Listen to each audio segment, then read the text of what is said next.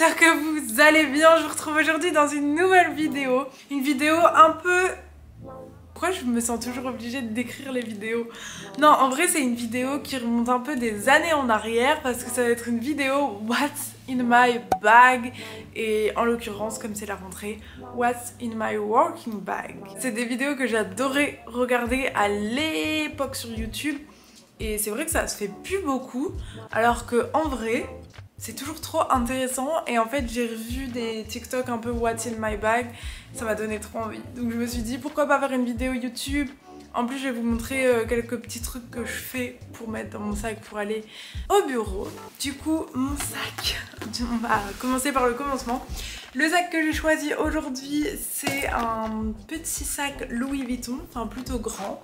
Donc pour l'histoire de sac qui est assez rigolote, c'est que je l'avais reçu par un shop en ligne qui vendait des sacs de seconde main. Et en fait le problème c'est qu'il m'avait pas prévenu que l'intérieur était genre tout effrité. Donc franchement c'était vraiment un wear. Des fois je me parle en anglais. C'était un portable. Le truc c'était que soit je l'emmenais chez Louis Vuitton et ça allait me coûter de l'argent étant donné que je l'avais gratuit, c'était un peu débile. En plus j'avais fait la pub parce que en fait au début ça s'effritait pas beaucoup, c'était en l'utilisant genre une ou deux fois où ça s'est totalement effrité. Ma solution soit c'était d'aller chez Louis Vuitton, à savoir que j'ai déjà refait un sac chez Louis Vuitton que j'avais acheté sur Vinted et ça m'a coûté le prix du sac pour juste refaire une fermeture, donc je sais que les tarifs sont super chers. Ou soit je me débrouillais pour le faire par un cordonnier ou quelque chose comme ça. En vrai, je me suis chauffée à le faire moi-même, mais avec l'aide de ma copine Agathe, que vous avez déjà vue sur cette chaîne YouTube. Elle a une marque qui s'appelle One Shot Studio. Elle est spécialisée dans les sacs et plus récemment en maroquinerie. Elle a fait une formation d'1 an et là d'ailleurs, n'hésitez pas à aller checker son compte, elle va faire du lourd cette année. Elle a déjà commencé des modèles de sacs genre incroyables, hyper mignons, avec des découpes de cuir en mode un peu flamme et tout, genre trop stylé. Anyway, je suis allée chez elle, je me suis chauffée à le faire moi-même mais genre avec son aide. Du coup on a enlevé toute la matière intérieure qui s'appelait de la vuittonite. En fait c'était une matière qui était faite par Vuitton dans les années 70, qui vieillit très très mal, qui est un espèce de plastique collant et donc ça collait, c'était horrible.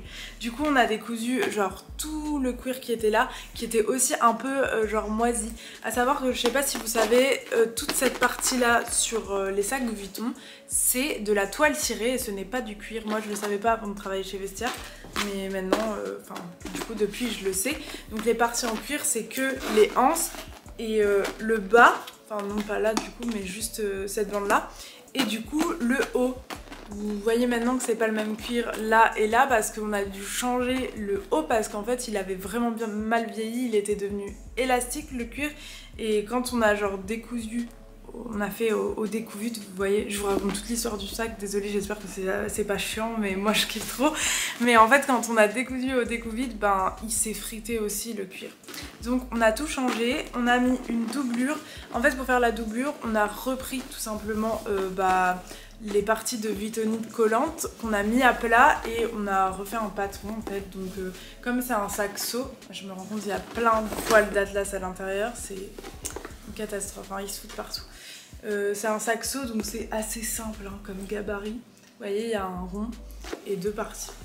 Du coup on a fait ça, j'ai quand même remis là où il y a le numéro de série, même si en soi mon sac n'est plus authentique parce qu'un sac de luxe dans beaucoup de maisons, pour qu'il soit authentique, il faut le refaire faire par la marque.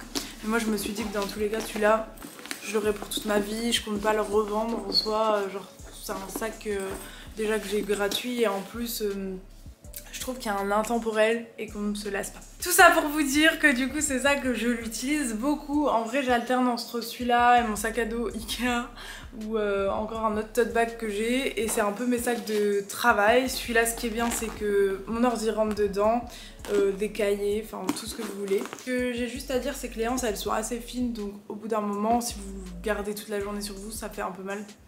Enfin, c'est pas comme un sac qui se pack forcément. Mais voilà, je trouve que c'est le genre de sac hyper classe et du coup, quand je l'utilise, je mets pas de sac à main en plus. Je mets les deux dedans. Donc les gars, on va faire le What's in my bag parce que sinon moi je parle, je ne m'arrête plus. En premier, comme vous savez sûrement, je fais souvent mes petits tupperwares, comme on dit ma gamelle, et je l'ai pas fait la veille, donc là je vais aller avec vous dans ma cuisine, me cuisiner un petit plat à emporter au bureau. Là j'avoue qu'il est un peu tard, mais en vrai je mange tard en général. Donc on va faire ça d'une traite, on va faire un truc assez simple. Et ensuite on va... Oula, Atlas est en mode défense. Et ensuite on regardera ce qu'on va mettre in my bag. C'est parti les gars, welcome back in my kitchen. On va faire du riz. Vous savez que j'aime le riz. Et là on va... du riz basmati. Du coup pour doser, oulala, moi je fais toujours du riz dans la machine à riz parce que c'est la base. Pour doser le riz, vous mettez... Enfin, ça c'est le petit verre doseur qui vient avec la machine à riz. Je mets un verre pour moi, pour une personne. Et n'hésitez pas à rincer le riz, du coup. Mon riz est plus ou moins rincé et je vais mettre la même quantité d'eau dans la machine à riz. Donc venez avec moi. C'est un peu moins bien rangé que d'habitude, je suis désolée. Hop. Il s'est passé des choses ce week-end. C'est passé la braderie de Lille, donc en fait j'ai rangé depuis mais j'ai pas eu le temps de bien ranger. Enfin de plutôt bien faire le ménage. Hop, ça c'est la casserole de la machine. Vous mettez dans la machine et c'est parti pour la cuisson. Et ce qui est pratique c'est que votre riz il est jamais ni trop cuit ni pas assez cuit avec la machine à riz, genre la cuisson est parfaite. Pour ceux qui galèrent, comme nous on mange beaucoup de riz, enfin surtout Arthur, ça c'est la best solution. J'ai un reste de pesto rosso de chez Thai-Fun. Pesto rosso, je voulais dire tofu au pesto rosso de chez Thai-Fun. Je ne sais pas si vous connaissez cette marque, elle se vend chez Biocop et ils font du tofu aromatisé. C'est cool parce que des fois le tofu ça n'a pas de goût et c'est souvent ce qu'on reproche au tofu. Donc celui-là, bah, il a du goût hein, comme on l'entend. Du coup je vais prendre une petite poêle et je vais venir aussi faire des courgettes parce que les courgettes c'est un peu le légume de la flemme, genre quand j'ai la flemme j'ai toujours une courgette. Elle est pas très belle mais elle a le mérite d'exister. En vrai c'est pas une vidéo cuisine donc je vous montre juste ce que je suis en train de faire à la cuisine pour qu'après je fasse ma gamelle, vous voyez ce que je veux dire. On va pas se prendre la tête à faire des beaux plans cuisinés. Qu'est-ce que vous en pensez? Vous n'êtes pas là pour me dire de toute façon. Non mais voilà, je vais vous prendre une vidéo quand ce sera dans la poêle. Là je coupe des petites... Je suis gentille, je vous fais quand même un petit plan. Et vous voyez, j'ai la flemme de sortir une planche à découper. Donc on fait comme ça.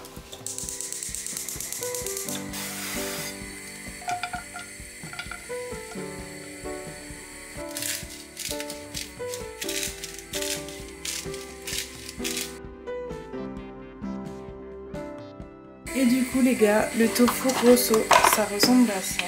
Et ce qu'on va faire, c'est qu'on va couper directement là-dedans.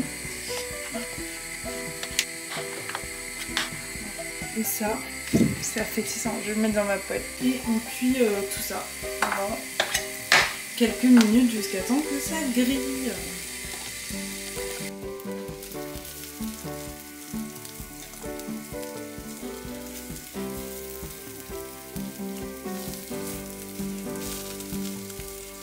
Bon les gars, je mets un petit peu d'épices, je vais mettre un peu de za'atar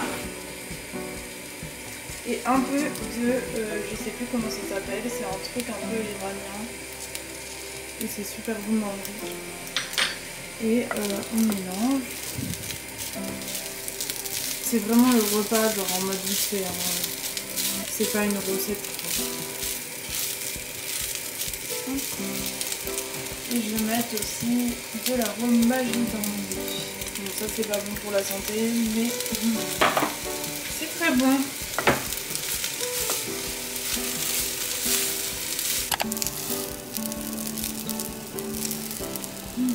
J'en trouve partout. Catastrophe. Bon du coup, on a notre petit tupperware. Je vais le fermer direct. Ça c'est un tupperware que j'ai acheté chez Primark. En fait j'étais allée pour acheter des fossiles et en solde il y avait ceux-là genre à 2 €. Dans tous les cas je me dis que Ikea c'est pas éthique et que ça c'est un bon plan et qu'en plus je vais les garder longtemps. Trop trouve-toi des excuses. Non mais voilà, je vais jamais acheter des trucs chez Primark en général. Je vais juste pour les fossiles parce que pour le coup, les fossiles Primark, ils sont géniaux. Là c'est parti pour le What in my bag. En premier, je commence toujours par mon ordinateur. Mon ordinateur, vous savez, il y en a qui aiment bien des fois critiquer en disant ouais mais vous avez un iPhone, vous avez un Mac quand on parle d'écologie. Pour le coup mon Mac c'est un Mac qui date de 2008 il me semble. Non peut-être que j'abuse. Je sais plus c'est quelle année mais il date d'il y a au moins 8 ans. Non c'est ça, je confonds. En tout cas il marche toujours aussi bien et pour le coup je trouve qu'il n'y a pas trop d'obsolescence programmée sur ce Mac là et moi comme j'en ai pas des besoins j'ai pas besoin d'un MacBook Pro parce que le montage il suffit sur ça et j'ai pas trop d'autres logiciels genre Photoshop et tout qui prennent de la place. Bah mon Mac il bug pas du tout et je l'aime trop, c'était le premier qui rentrait dans une enveloppe. Donc je changerai le jour où il me lâche mais pour l'instant, vous voyez, je fais pas de la surconsommation de MacBook. Du coup je mets toujours ça en premier, ça va m'aider à tenir le sac. Ensuite j'ai mon petit carnet, donc je me balade toujours avec un carnet parce que même si j'ai mon iPad et tout, là mon iPad n'est pas là mais en général je le mets aussi. Enfin, un carnet, je trouve que c'est plus agréable pour noter plein de petites idées et tout. Je sais pas, j'aime bien gribouiller, noter mes idées et même faire des petits dessins, que ce soit pour ma marque ou des choses comme ça. C'est le truc que je mets en deuxième. Ensuite on va venir mettre le petit tupperware. Si vous avez un sac à pique-nique, ça peut être bien parce que des fois j'ai toujours peur que ça se renverse, vous voyez. En tout cas voilà. Petite gourde, ça c'est ma gourde de ma dernière vidéo qui est une gourde 24 bottle. Franchement c'est mes préférés parce qu'en plus elle garde le chaud et le froid et le bouchon, enfin je vous en avais déjà parlé. C'est le bouchon sport et il est génial. Donc voilà pour les gros objets. Ensuite j'ai mes clés. Alors j'ai mis un cordon récemment à mes clés. C'était un truc d'iPhone, enfin, vous savez, pour qu'elle est avec une coque. En fait, surtout dans les sacs comme ça, j'ai tendance à galérer à trouver mes clés. Donc voilà, ça sert. Ça, c'est mon petit porte-clés favori. Malheureusement, je l'avais acheté à Los Angeles. Malheureusement, regardez, le clavier, il est parti, je suis deg. Mais il est vraiment trop mignon. Du coup, ça, c'est mes clés. Hop, ensuite j'ai toujours surtout dans ce sac encore une fois une petite pochette. En fait dans mon autre sac Ikea il y a plein de poches à l'intérieur du sac. Dans celui-là non, j'aurais pu en faire quand je l'ai fait mais je vous avoue que déjà c'était hyper dur de faire ce sac. Rajouter des poches ça allait être une étape en plus. Du coup ça c'est une pochette de mon sac pollen. Dedans je mets toujours petite crème pour les mains, celle-là c'est celle de chez Glossier, elle a l'odeur de mon parfum. Vraiment cette odeur, genre si vous l'avez pas encore testé, incroyable. J'ai justement ce petit parfum qui est de la marque Violette FR, je sais pas si vous connaissez cette marque, c'est une marque d'une youtubeuse qui s'appelle Violette FR et je trouve que sa marque de make-up elle est trop quali, elle a sorti un parfum qui est trop mignon, il y a des détails comme ça et en fait c'est avec une boule, donc c'est hyper pratique à mettre comme ça pendant la journée. Ça vient aussi dans ma petite pochette. Ensuite comme là c'est la fin de l'été mais des fois je suis encore à m'exposer au soleil. Ça c'est hyper pratique, ça vient de chez de chez SVR et en fait ça a le format un peu d'une carte de crédit. Donc c'est trop pratique et c'est de la crème 50. Un tampon. You know I'm not the girl who are putting tampon. Je mets des culottes de règles mais un accident n'arrive jamais seul. Donc ça sert toujours un petit tampon. Et moi je suis team avec applicateur, c'est encore moins écologique mais je vais pas vous raconter des choses intimes mais je galère quand il n'y a pas d'applicateur. Ensuite, petite pince croco, alors ça en général je la mets là. Et celle-là elle est trop belle, c'est un peu en mode sirène, licorne, je l'aime trop. Dans mon petit sac je mets aussi mes AirPods, donc ça ils viennent enfin la coque vient de chez Zouzou, comme le petit cordon que je vous ai montré. C'est pratique d'avoir une coque parce qu'il y a un petit crochet donc je peux l'accrocher à droite à gauche. Lunettes de soleil, donc aujourd'hui j'ai choisi, parce que j'ai plein de lunettes, hein. J'ai choisi celle-là, la marque c'est Otra, je les avais achetées pareil à Los Angeles. Et en fait je trouve que ça allait bien avec mon outfit. Je mets toujours le petit étui parce que n'abîmez pas vos lunettes s'il vous plaît. En dernier dans ma trousse, non, en avant-dernier, pardon, les produits pour les lèvres. Donc premier produit, c'est le baume à lèvres Summer Friday que j'aime beaucoup, que j'ai dans un autre format parce que le nouveau format il y a un espèce d'applicateur qui est plus pratique. Là c'est vraiment en mode tu le mets sur ton doigt et voilà, mais ça hydrate super bien. Et ça, c'est la Dior Lip Oil, vous la connaissez, j'en parle tout le temps. C'est mon gloss préféré en vrai, c'est ce que j'ai là sur les lèvres, ça fait une petite couleur rosée genre lèvres mordues. C'est adorable. Donc voilà pour la petite trousse de survie. En dernier, je mets mon portefeuille qui est toujours le même depuis des années maintenant, qui est un Dior que j'avais acheté sur Vinted pour 15 €. Et il commence vraiment à s'abîmer, hein. Je suis deg. En fait, il est super pratique parce qu'il rentre dans mes sacs, genre, vous savez, dans mes sacs baguettes et tout. Et il est quand même gros, donc c'est pratique. Il y a une poche pour les sous ici. Et tout le côté portefeuille là, enfin je trouve qu'il est trop pratique, j'aimerais trop retrouver un de ce format. Et on pourrait croire que c'est un faux parce que vous voyez le monogramme il est comme ça, mais c'est une des collections des années 2000, il y avait 2 types de monogrammes. Donc voilà pour mon petit Dior. Et voilà les gars pour mon sac, il est assez lourd, je vous cache pas. Mais c'est un peu tous mes essentiels, ce que je prends au bureau et ce que je prends dans ma journée. Le tupperware, souvent ça reste au bureau, je le nettoie, puis après je le reprends soit le soir, soit je reprends plein de tupperware d'un coup, parce que des fois j'ai la flemme. Mais voilà, un peu tout pour ce What's in my bag. J'espère que cette vidéo vous aura plu. Franchement elle était assez courte, mais je trouve ça trop cool à faire, ça me rappelle YouTube des années 2010. Dites-moi ce que vous en pensez en commentaire si vous avez kiffé ce genre de vidéo. Je pourrais vous en faire une autre à une autre saison, ça pourrait être chouette. Et je vous fais des bisous, on se retrouve la semaine pro pour une nouvelle vidéo. D'ici là, portez-vous bien et prenez soin de vous en cette rentrée 2022. Gros bisous. Salut!